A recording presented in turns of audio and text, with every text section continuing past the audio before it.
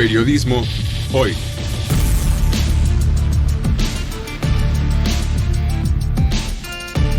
Avatares, riesgos y transformaciones del oficio de informar.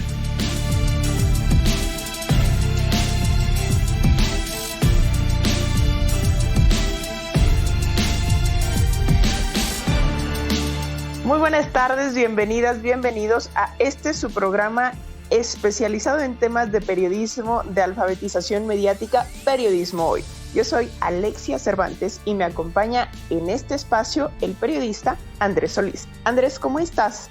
Alexia, te saludo con muchísimo gusto, arrancando una emisión más de este programa en el que además de divertirnos aprendemos cosas nuevas y tenemos una emisión importantísima en un momento muy coyuntural y que ya sabíamos que venía. Hay elecciones presidenciales en Estados Unidos, hay elecciones presidenciales en México y bueno, pues en medio de esto, pues los escándalos que siempre se dan y que ahora han involucrado, Ale, a los medios de comunicación, al periodismo y que pues a veces tienen que encender estas alarmas porque en este contexto electoral pues resulta muy importante, creo yo, que analicemos las dinámicas de los medios de ambos países, qué papel juega la prensa en la cobertura de eventos que pueden tener esta repercusión binacional y cómo pueden influir precisamente en la percepción pública de cara a las elecciones y si realmente alguien estaría tentado en cambiar su voto dependiendo de lo que vea o lea en la prensa, ¿no?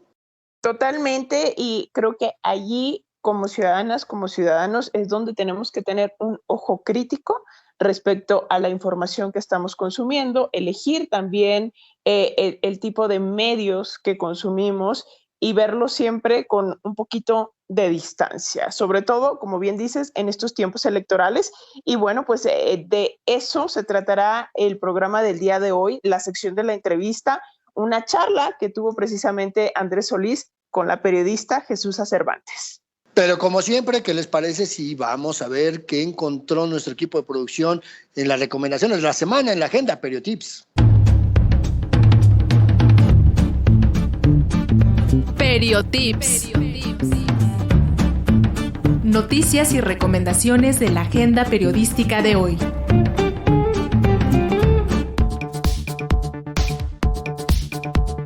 Iniciamos con nuestras recomendaciones de hoy. Fundación Gabo te invita a participar en su taller presencial Desentrañar la complejidad, periodismo ante la cobertura de la invasión rusa a Ucrania. El taller tiene como objetivo fortalecer las capacidades de los periodistas latinoamericanos en la cobertura de conflictos armados internacionales, con énfasis en la invasión rusa a Ucrania. Está dirigido a personas que se desempeñen como periodistas, fotoperiodistas, editores o directores de medios de comunicación basados en América Latina y que trabajen en cualquier formato. La inscripción estará abierta hasta el 22 de abril. Para más información, visita la convocatoria en www.fundaciongabo.org.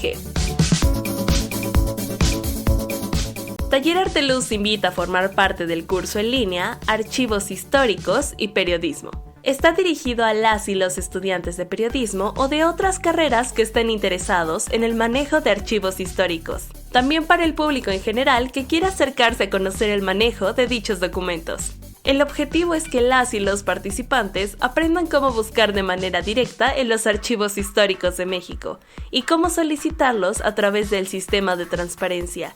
De igual modo, se enseñará cómo acercarse a ellos y cómo manejarlos. El taller se llevará a cabo los días 7, 14 y 21 de abril. Para más información visita la página web www.tallerarteluz.com.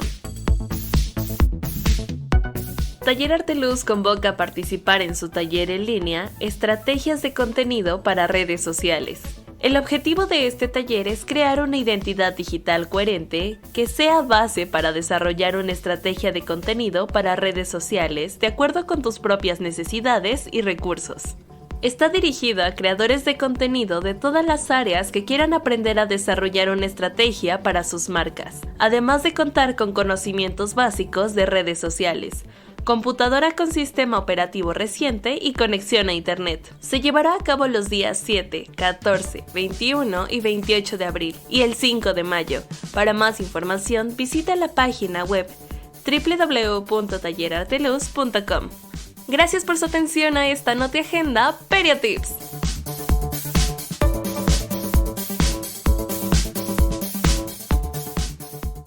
Pues ahí están las recomendaciones de nuestra agenda Periotips en Facebook, en Periodismo Hoy, y en X, en @hoyperiodismo, podrán encontrar más información respecto a estos eventos, estas convocatorias que acabamos de escuchar en esta sección Periotips, pero también si quieren compartir algo, alguna convocatoria, la presentación de un libro, un evento de temas de periodismo, pues lo pueden hacer llegar a estos canales para que lo podamos compartir con toda la comunidad de Periodismo Hoy. También les quiero decir que tenemos podcast, además de esta transmisión al aire en Radio Educación en sus diferentes frecuencias.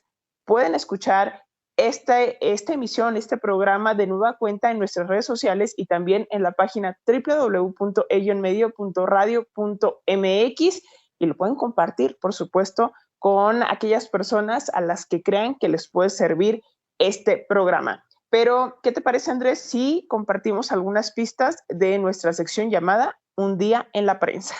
Vamos a compartirlas. Y mira, yo te iba a decir que, como siempre, Alexia Cervantes bien condescendiente y con estas pistas super barco, pero no, fíjate que viéndolo a la distancia, hay generaciones que no saben de qué les vamos a hablar. Y vamos a hablar de un acontecimiento que sucedió en Tijuana, Baja California, un 23 de marzo del año de 1994, hace 30 años. Muchas personas de nuestra audiencia ni siquiera habían nacido. Y es un hecho que se considera el primer magnicidio en México desde el asesinato del presidente Álvaro Obregón hace también ya 100 años. No, totalmente, Andrés. Y yo de esto tengo recuerdos súper vagos y que han sido completados después con clases de historia, con abordajes periodísticos, pero así que tú digas, ¿cuánta claridad? Pues no, la verdad es que yo todavía estaba apenas ahí aprendiendo casi a caminar. No, mira, tú ya estás poniendo en la mesa la brecha generacional entre tú y yo, porque a mí sí me tocó estar en la redacción. Pero bueno, pues ahí está. Si tienen alguna idea sobre el tema concreto de esta cápsula, nos pueden enviar un mensajito con la respuesta a nuestras vías de comunicación. Les recuerdo, en X estamos como @hoyperiodismo y en Facebook como Periodismo Hoy.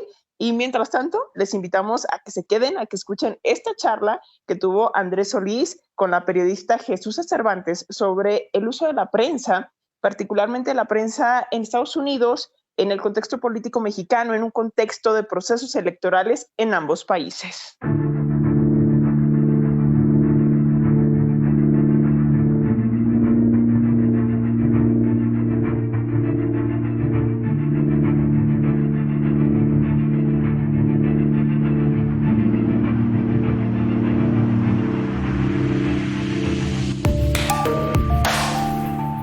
Hoy, aquí en nuestra sección de entrevista en Periodismo Hoy, vamos a platicar respecto a cómo de repente nos ven fuera de México, especialmente en Estados Unidos. ¿Qué implican las publicaciones de los medios en Estados Unidos relacionadas con estos personajes de la política, con los procesos de la política mexicana, los juicios controversiales? Y considerando que, bueno, al final del día es un año electoral prácticamente para la mitad del mundo, pero fundamentalmente lo que nos interesa son las elecciones en México y también las presidenciales en Estados Unidos.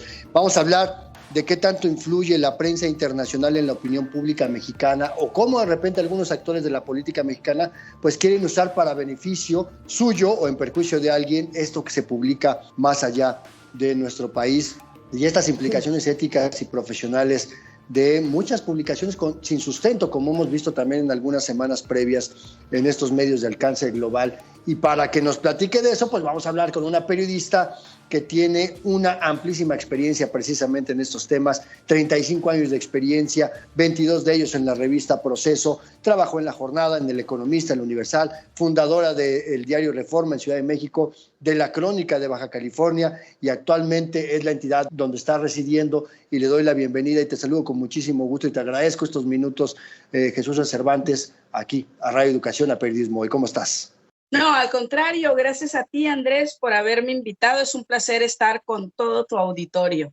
No, bueno, pues la verdad es que es un placer tener una periodista de tu experiencia, de tu amplísimo reconocimiento dentro y fuera del país. Y bueno, lo que hacemos aquí en Periodismo Hoy, pues es justamente explicar a las personas por qué quienes hacemos periodismo de repente somos esa fauna medio rara que trata de explicar el mundo de cierta manera. y es parte del trabajo que tú has hecho durante todos estos años. Y déjame preguntarte rápidamente, ¿cómo ves tú primero la diferencia entre el periodismo que hacemos en México y el periodismo que se hace en Estados Unidos? Buena pregunta esa, Andrés, porque mucha gente piensa que los grandes medios extranjeros son los que tienen la verdad, pero a lo largo de los años siempre nos hemos podido dar cuenta el nivel de investigación que hay en México es mucho mayor. Y hago a un lado lo que tiene que ver con la nota diaria. ¿Por qué? Porque la nota diaria te va exigiendo, ¿sí?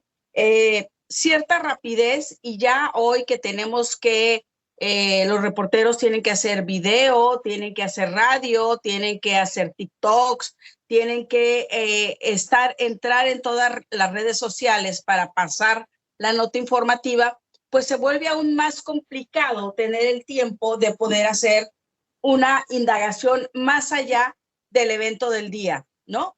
Pero no es falta de capacidad de los reporteros, es falta de tiempo, la rapidez con la que van ocurriendo estas cosas, ¿no? Aún así, déjame decirte que siempre los medios de comunicación mexicanos alcanzan, no todos, pero algunos alcanzan a dar un pequeño contexto antes de proporcionar la información que es del día, a diferencia de Estados Unidos, que no, Estados Unidos es mucho más cuadrada para dar la información. De hecho, esto que se impuso cuando nace Reforma allá por el año 93, en noviembre del año 93, de hacer notas muy, muy cortas, se toma también de estos medios extranjeros. Sin embargo, si nos vamos a lo que es el periodismo de investigación, siempre vamos a encontrar un mayor profesionalismo entre los reporteros mexicanos, los periodistas mexicanos, que el extranjero. La profundidad es mucho mayor, el análisis es mucho más certero y es mucho más efímero lo que hacen los periodistas de nivel internacional. Ahora, evidentemente tiene que ver con el conocimiento también de la propia geografía, ¿no? Conocemos más México.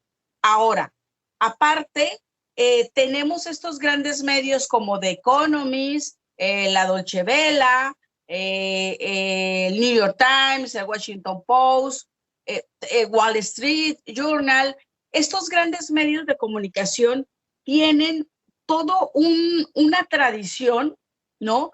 Que actualmente ya viven más de esa parte que tuvieron de sus años mozos, de los años 70s, 80s, ¿no?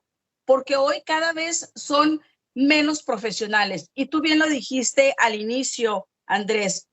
Recientemente tuvimos unos episodios que si quieres más adelante entramos a fondo en ellos, donde quedaron muy mal parados, quedaron con información que no era verificada, que no era contrastada, lo básico del periodismo de investigación, que a diferencia de los medios extranjeros, México sí realiza todo este tipo de verificación a fondo. Quizá no incluiría ahí a la BBC de Londres, por ejemplo, ¿no?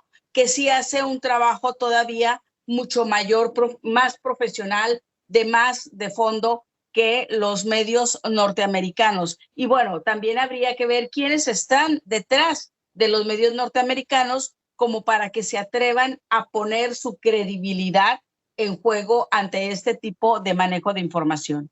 Claro, porque siempre hay que tener en cuenta que el periodismo pues también es un negocio, ¿no? O digamos, existen las empresas de medios que hacen negocio con la información, que la convierten en mercancía, que no es necesariamente lo mejor, pero qué bueno que mencionas esta parte, Jesús, de que efectivamente la profesionalización del periodismo en nuestro país ha ido avanzando y a nivel nacional, no solamente en Ciudad de México, en Guadalajara, Monterrey. O sea, tú lo has visto ahí en Tijuana, se hace un periodismo de altísima calidad, como también se hace mal periodismo, como en todos lados, la Ciudad de México también se hace periodismo bastante mediocre.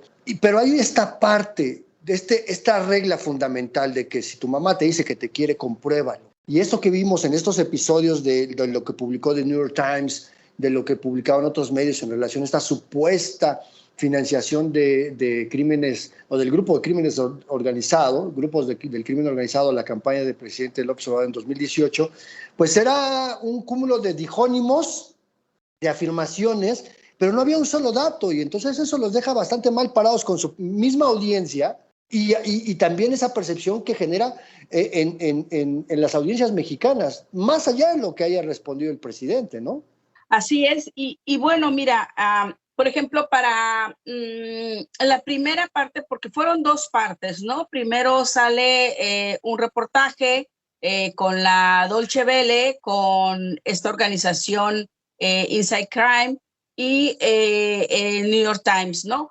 Cuando le hace la entrevista Julio Astillero a la reportera que realizó el de la Deutsche Welle, que es Anabel Hernández, una reportera que la verdad es que tiene gran experiencia en tocar estos temas del crimen organizado, pues puso en duda su credibilidad cuando se atrevió a hacer este tipo de reportajes donde la única fuente de información, o digamos que la más fuerte, es la agencia de la DEA, que trae sus propios intereses, ¿no? Y tenemos, por otro lado, esta parte de la discusión de cómo ella puede sostener o no ante una pregunta del propio Julio Astillero de las pruebas, ¿no? Y finalmente no puede ella dar las pruebas, pero además se exalta, ¿no?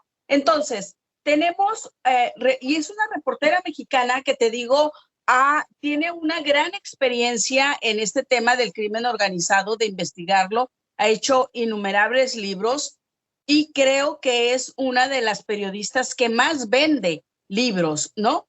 Entonces, poner en juego esto por alguna intención que no sabemos quién la está financiando, ¿no? Es bastante peligroso. ¿Por qué? Porque además de que te desacredita el periodismo mexicano, porque finalmente ella es una mexicana, a ella le da en la torre con todo el trabajo que ha venido realizando. Pero vayamos más allá. Se trata del crimen organizado. Estás haciendo señalamientos muy, muy grandes. Y recordemos, Andrés, que eso es lo que le pasa de repente a algunos reporteros que no se dan cuenta del gran poder de la palabra escrita o la palabra en radio o en televisión, en estos medios electrónicos, en las redes sociales, donde yo te puedo destruir a una persona o te puedo hacer un héroe a alguien que se dedica a dañar a un cierto sector de la población, ¿no? O sea, el poder es inmenso y creo que hay algunos periodistas que no toman en cuenta eso, no van más allá de que quieran aparecer, ganar la nota, que su ego se ensalce aún más. Tenemos ese grave peligro, ¿no? Y aunque en los estados yo siempre he considerado que hay un periodismo muy profesional que nada le pide al periodismo del centro del país. Bueno, yo estuve 27 años trabajando en la Ciudad de México, pero también conozco el periodismo de los estados, es muy, muy profesional también, sobre todo en los temas que tienen que ver con el crimen organizado, es muchísimo más riesgoso. Ahora, si lo comparamos con los medios extranjeros, ellos no se enfrentan a este peligro, ¿no? Ellos escriben desde sus redacciones, ellos no van a la zona, entonces es muy fácil que el New York Times, que Inside Crime retome un informe de la DEA de tiempo atrás, que fue suspendida la investigación porque no se encontró nada, ¿no? No les dio para realizar, no valía la pena, ¿sí? Es muy distinto el trabajo que hacen ellos desde nada más echar sin analizar el documento, sin contrarrestarlo, sin ir a la zona para poder verificar, sin ir con los actores a quienes se les está señalando y de quienes pueden destruir o incluso poner en peligro su vida. Eso no lo hicieron los periodistas extranjeros, ¿no? Y lo lamentable es que hayamos tenido una periodista mexicana que también incurrió en esa falta, ¿no? pero al final de cuentas tenemos muchos mejores periodistas, Andrés. Claro, claro. Yo siempre he reconocido a Anabel como una muy buena reportera, pero creo que sí de repente pierde, en este caso particular, ¿no? este tema, y lo único que nos queda a los periodistas es la credibilidad, ¿no? Y esta otra parte.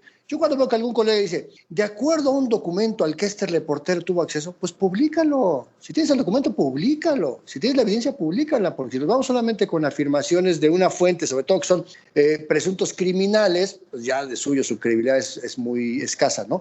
Pero en medio de esto, ¿cómo juegan este tipo de prácticas periodísticas pues con unos estándares éticos y deontológicos bastante débiles en un ambiente electoral, Jesús? Porque hay elecciones en Estados Unidos, la prensa juega a favor de demócratas y republicanos, y hay elecciones en México donde la prensa juega también, por lo menos a favor del partido en el poder y sus aliados y esta pues malograda alianza opositora. Sí, pues descalificando, ese es el juego que ellos tienen. Es descalificar a un gobierno y a una candidata que está siendo representada por gente que es muy cercana al presidente actual, ¿no? Y que además habla de dar continuidad y establecer el segundo piso. Entonces, lo que hacen estos medios extranjeros es jugar en contra, hacer el trabajo sucio. Pero habría que ver aquí qué hay detrás, es decir, ¿quiénes son los dueños de los medios de comunicación? Mira, durante el concurso del Premio Nacional de Periodismo del año 2020 o 21, no recuerdo muy bien, donde varios fuimos jueces, participamos en el jurado, vimos excelentes trabajos. Claro, estábamos hablando del Premio Nacional de Periodismo de trabajos en México, ¿no? Vimos excelentes trabajos, pero la pregunta que nos empezamos a hacer muchísimos, por lo menos hubo 3 reporteros que nos empezamos a hacer esa pregunta, es ¿quién los estaba financiando? ¿Con qué objetivos se estaba haciendo? ¿Qué pretendían? ¿Desestabilizar? ¿Afectar un proyecto político? ¿De dónde venía ese dinero? ¿A qué tipo de organización pertenece? Y justamente todas esas preguntas, Andrés, no las tendríamos que estar haciendo hoy, de quién está detrás de estos medios de comunicación que permiten que su ética sea avasallada, de que sus principales líneas de investigación no sean abordadas como tienen que ser y que demerite muchísimo el nombre. Ahora, recordemos también que estos medios de comunicación, cuando sacan estos reportajes, ¿por quiénes son retomados? ¿Sí? ¿Por qué tipo de periodismo mexicano es retomado? ¿Quién no lo retoma o no le da una portada o la nota de 8, la nota principal? ¿Y quiénes sí? Y luego, también habría que preguntarnos quiénes están justamente detrás de ellos, cómo son utilizados algunos periodistas. Por ejemplo, Tim Golden es un extraordinario reportero. Yo lo conocí cuando estuvo en la Ciudad de México y siempre me pareció que cubría todos los ángulos que se tienen que cubrir en una investigación. Me llamó muchísimo la atención lo que estaba haciendo ahora. Entonces yo quiero saber quién está detrás de The Economist en la Gran Bretaña, quién está detrás del Washington Post, del New York Times, de la Deutsche Welle, porque la mayoría de los empresarios que están en el periodismo o en los medios de comunicación tienen también en otras empresas, ¿sí? Tienen también acciones y tienen otros objetivos. Podemos recordar, por ejemplo, también Open Society, cómo Open Society está impulsando cierto tipo de periodismo. Yo recuerdo cuando llega el presidente López Obrador en el 2020, empieza todo este jaloneo con los grupos feministas, ¿no? Y entonces empiezan a hacer muchísimos periódicos locales trabajos sobre feminismo. Y luego ves que detrás de ellos está Open Society, que tienes detrás de ellos también a través de organizaciones como Conectas, que es financiada a su vez por Open Society, que Conectas cuando establece una un acuerdo con algún medio de comunicación que se edita o que se hace en la Ciudad de México, les ponen como obligación que la indagatoria que se está haciendo, la investigación periodística, sea publicada en 3, 4 medios más y trae un objetivo, ¿no? Y recordemos que el dueño de Open Society, el que crea, tiene muchísimos intereses en términos de energía, en términos de sal, en términos de agua. Entonces, ¿qué hay detrás? Él también trae una agenda feminista, ¿no? Entonces, ¿por qué se empieza a atacar al gobierno, ¿sí?, con un disfraz de atender problemas sociales? Lo mismo está pasando ahora con esto de lo que tuvimos recientemente con el New York Times, ¿no? Claro, George Soros es uno de los millonarios más destacados en Estados Unidos y que tiene inversiones en la mitad del mundo y que también financia proyectos sociales en América Latina, ¿no? Justo con esa intención de manejo político. Y hay que decirlo, Carlos Slim es accionista en el New York Times. No es el que toma todas las decisiones, pero es parte de este conglomerado de empresarios que tienen ahí, ¿no? Pero dame oportunidad, Jesús, vamos a hacer rápidamente una pausa y ahorita regresamos. No le cambie, estamos en Periodismo Hoy a través de las frecuencias de Radio Educación.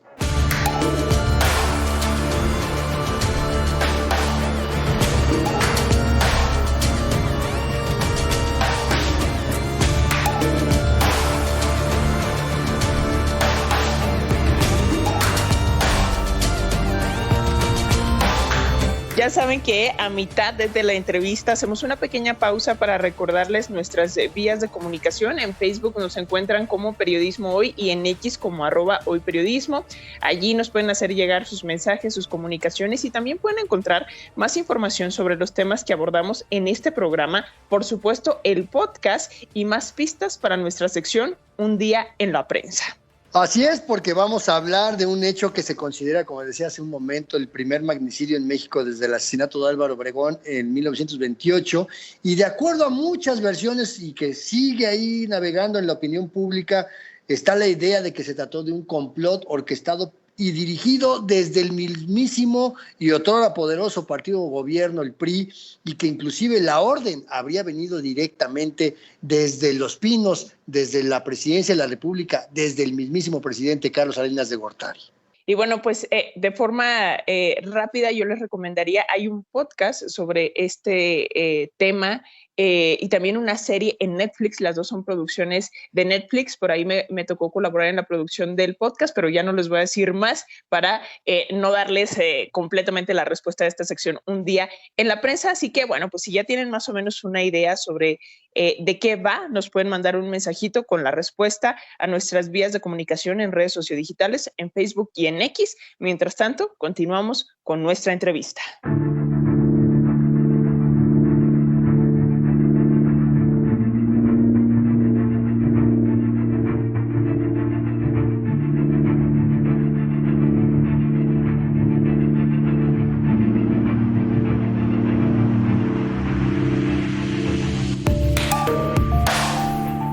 Seguimos platicando con Jesús Cervantes, periodista con 35 años de experiencia que ha sido parte de equipos de investigación, jurado, como tú misma lo decías, Jesús, en el Premio Nacional de Periodismo. Y estábamos hablando justo de este impacto que tiene lo que publica la prensa extranjera sobre lo que pasa en México. Y déjame preguntarte digamos una misma pregunta, pero en dos sentidos. Primero, ¿qué tanto puede influir lo que publican los medios estadounidenses en el electorado de origen mexicano en Estados Unidos que va a votar por presidente de Estados Unidos, en función de lo que vean cómo tratan a México y la visión del México que quieren dar?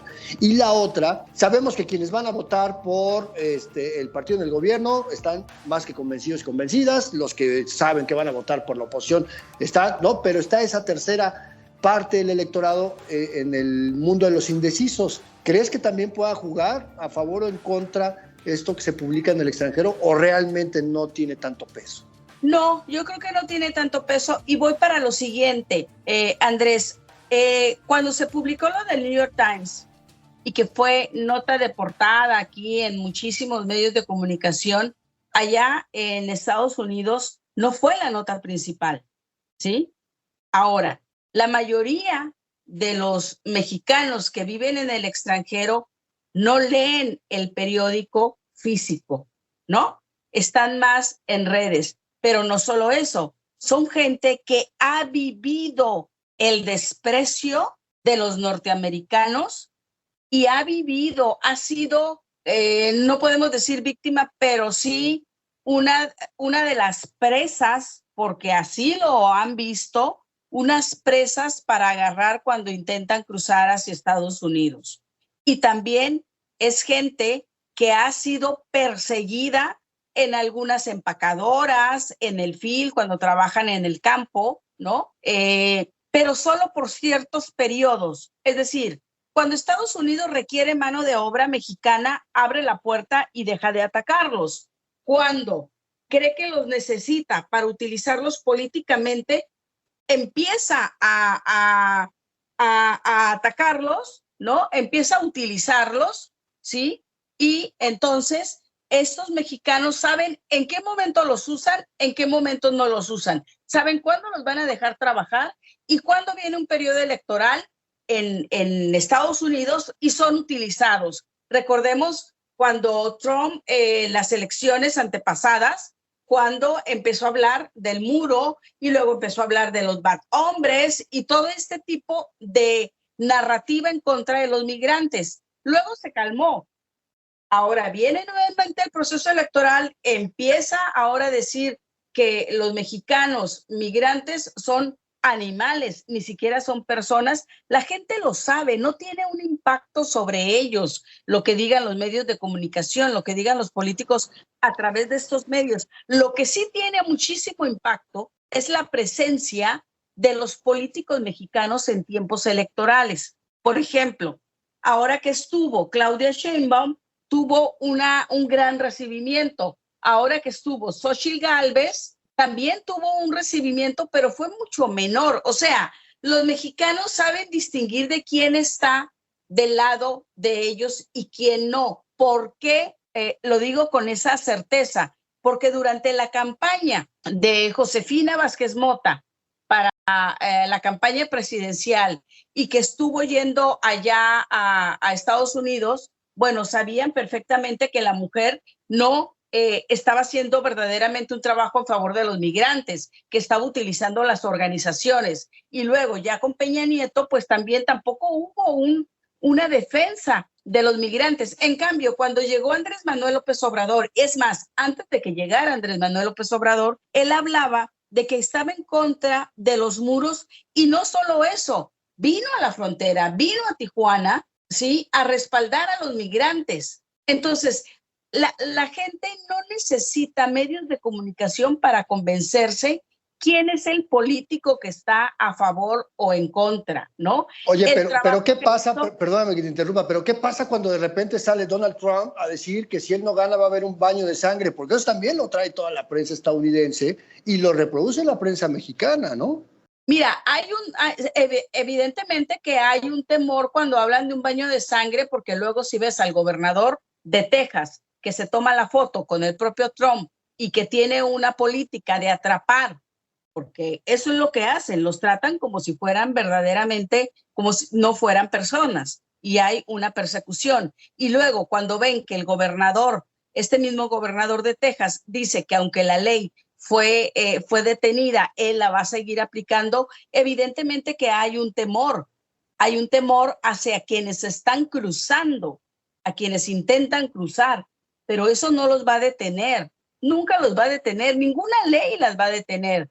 ¿Qué hace esta gente?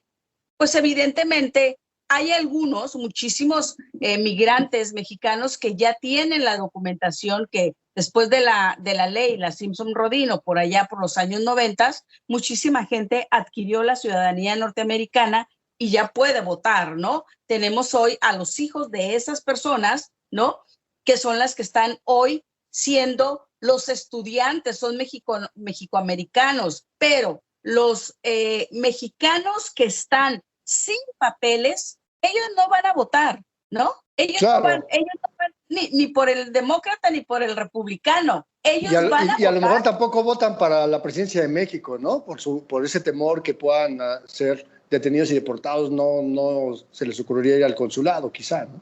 Así es, no van a ir al consulado por sus documentos porque hay simplemente un temor. Entonces, ellos no van a votar, pero los otros, los que ya están allá y son los que envían gran parte de las remesas, nunca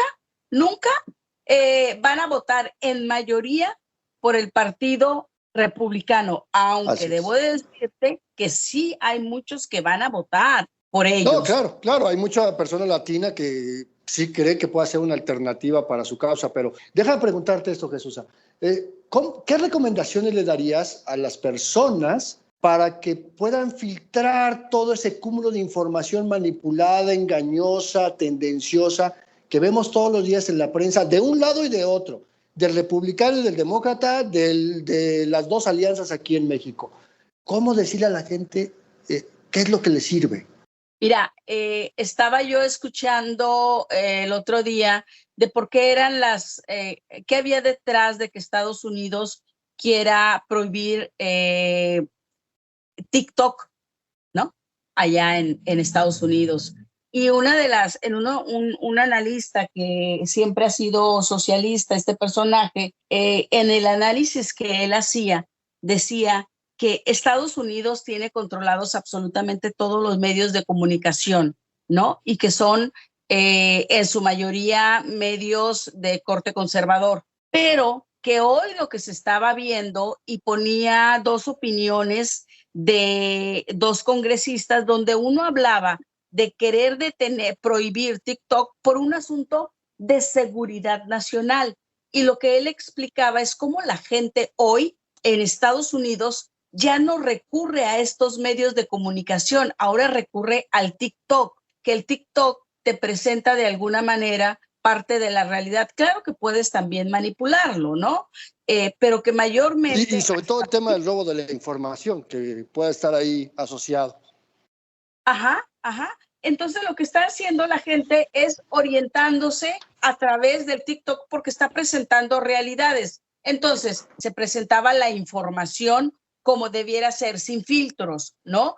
Y entonces que eso era lo que tenía miedo la gente que domina los medios de comunicación, que a su vez son los dueños de Estados Unidos y que son parte de los políticos que están dentro del primer y segundo círculo en Estados Unidos. Entonces, ¿qué se le podría recomendar a la gente? Pues que también acuda a estas nuevas plataformas como es el TikTok, sin dejar de ver las otras. Ahora, la gente mexicana que está allá tiene muy claro que hay dos partidos, el republicano y el demócrata. Sabe que el demócrata se acerca más a proteger o darle un poco más beneficios a los migrantes, ¿no? Y el Partido Republicano es este que rechaza desde la raza, el color, discriminatorio, etcétera, ¿no? Pero también ellos saben, los que viven allá, que tan mal les fue con Barack Obama, ¿no? Demócrata, y hay que ver que fue cuando más gente se deportó, mucho más que con Trump, ¿no? Entonces, que cuando se trata, ellos tienen muy claro, los mexicanos, que cuando se trata de defender la nación norteamericana, no les importa si es partido republicano o demócrata. Ellos se van contra quien sienten que hay un peligro. Y eso lo sabe perfectamente la gente de allá, Andrés. Así es. Y de verdad, qué bueno que nos pongas en este contexto para que podamos distinguir y ver cómo los medios también tienen esta parte de ser actores políticos. Y bueno, TikTok no es periodismo, pero es un ejercicio de libertad de expresión que, como bien dices, vale la pena voltear a ver siempre que haga falta. Jesús Cervantes, qué placer platicar contigo. Muchas gracias por estos minutos para las audiencias de la Radio Pública de Radio Educación. No, al contrario, Andrés, y les recomendaría mucho que vieran a la gente qué es Atlas Network para poder entender un poquito de cómo se van metiendo en México algunos medios de comunicación extranjeros. Pues lo vamos a estar pendientes ahí de este tema y de verdad muchas gracias y estamos en comunicación. Un abrazo a toda tu audiencia.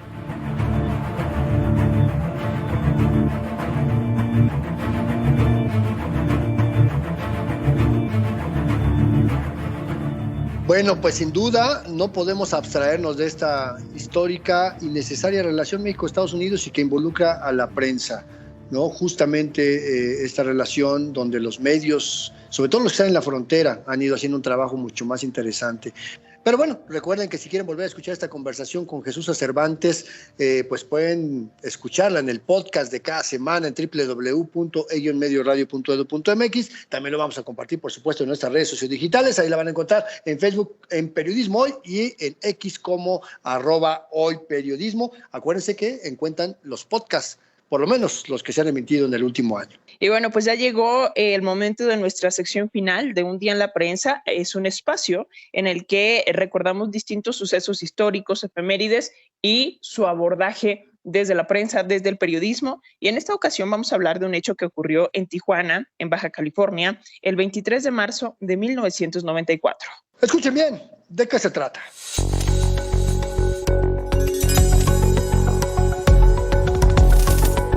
Un día en la prensa. Las grandes noticias que han hecho historia.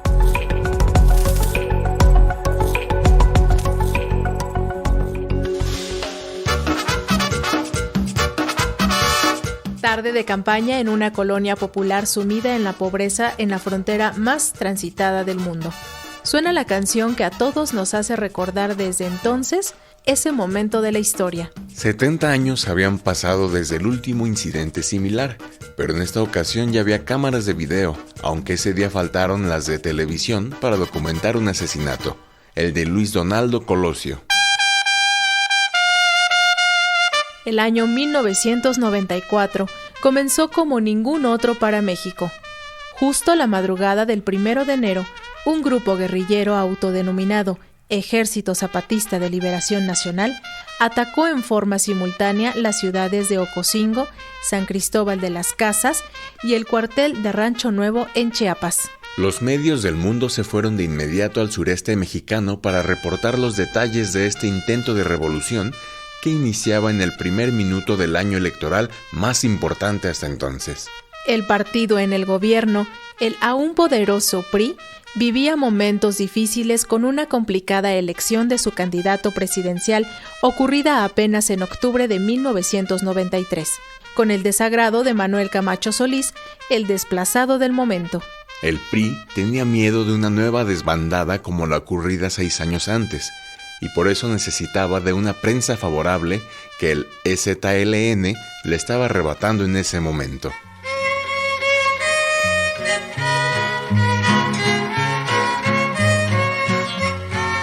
Luis Donaldo Colosio, candidato del PRI, inició su campaña a la sombra de su ex oponente interno, pues Camacho Solís fue nombrado por el presidente Carlos Salinas como el pacificador de Chiapas y tenía entonces la atención de la prensa nacional y la del mundo.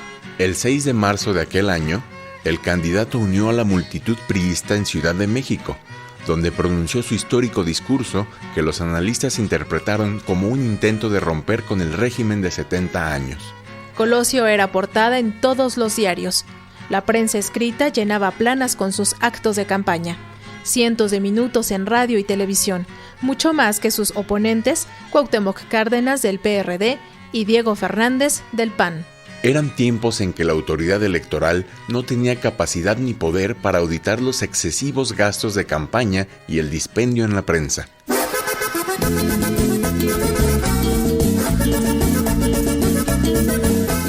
...23 de marzo de 1994...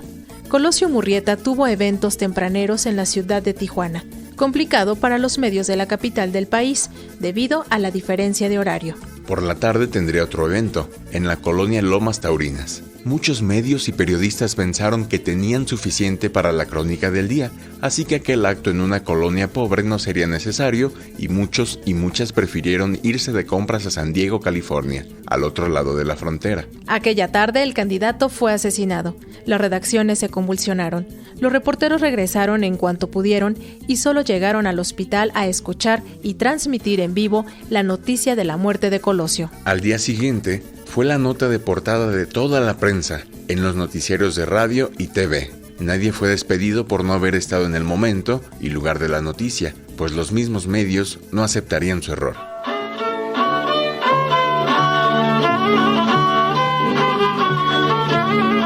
El asesinato de Colosio fue la noticia más importante de la historia del priismo y a ella siguieron años de cobertura al caso, al juicio, a las conspiraciones de los muchos asesinos y las sospechas de que la orden vino desde la misma presidencia de la República. A 30 años de distancia, el caso Colosio sigue en los medios. Cada vez ocupa menos espacio, pero es una noticia que seguirá presente en la memoria histórica del periodismo mexicano.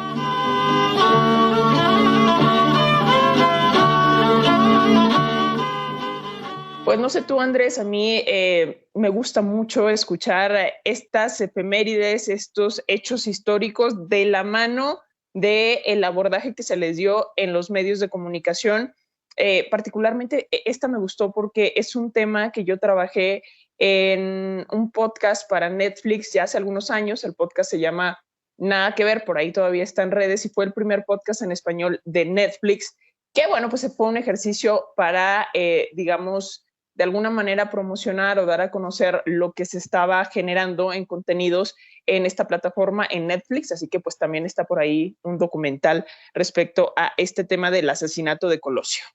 Así es, y que bueno, más allá del suceso en particular, es una noticia que sigue siendo historia, sigue siendo noticia, que eso es lo interesante del asunto, que para que vean que no existen los hechos aislados. Y esto que está sucediendo actualmente en nuestra vida pública sobre lo que sucedió hace 30 años muestra también el impacto del abordaje que la prensa le da a los sucesos, que los pueden mantener en el olvido o mantenerlos vigentes, sobre todo pensando en los derechos de las personas. Pero bueno, pues el tiempo se nos agota, mi querida Alexia Cervantes, y yo les quiero recomendar que busquen este podcast que nos dice Ale, en el cual estuvo ella involucrada, y traten de llegarse a mayor información, que por supuesto la vamos a estar compartiendo. Pero mientras tanto, pues agradecerles como siempre el favor de su compañía a través de las diferentes frecuencias de Radio Educación.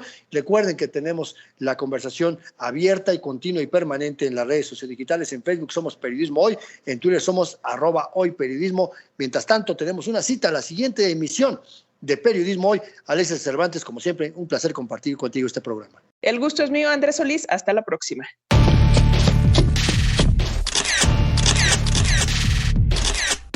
Periodismo Hoy.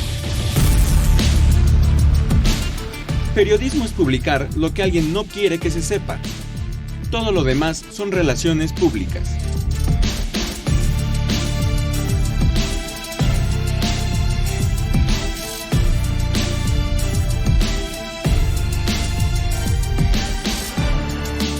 Trabajamos para usted en el servicio social Karen Sanabria y Viridiana Ortega. En la edición digital Alejandro Ramírez. La musicalización de Óscar Solís, Edith Rojas en la asistencia de producción. En la conducción Alexia Cervantes y Andrés Solís. En una producción a cargo de Graciela Ramírez para Radio Educación.